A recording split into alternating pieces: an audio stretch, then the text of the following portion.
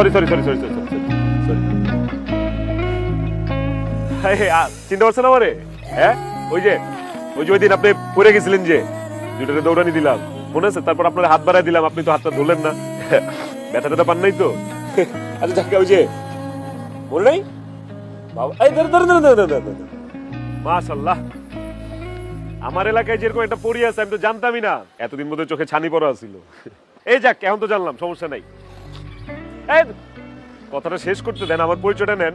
নিজের পরিচয়টা দেই, আমি হচ্ছি ফরহাদ, বুঝছেন? 2 বাড়ি পরে আমার বাড়ি, পুরো 7 তলা একটা বাড়ি আছে, পুরো বাড়ির মালিক আমি। আব্বা মরে গেছে, আম্মা আছে, আর একটা ছোট বোন আছে, ওরও বিয়ে দিয়ে দিছি, পুরো রাস্তা ক্লিয়ার। তা আমি কি করব? আপনার জন্য ঘটকালি? সরি, ঘটকালি আমার পেশা না।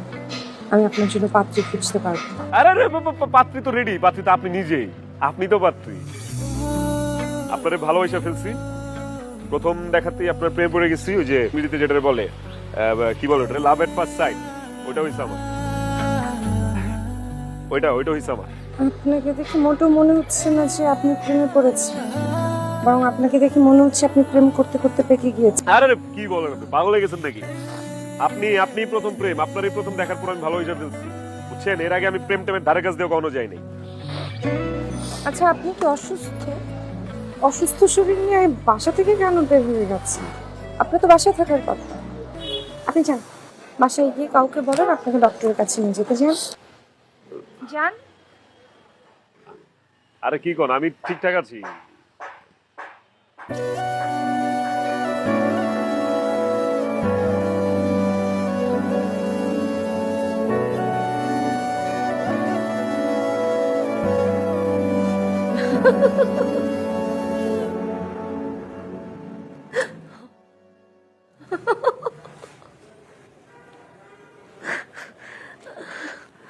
কিরে, কি হয়েছে? এরকম ভাবে হাসছিস কেন একা একা?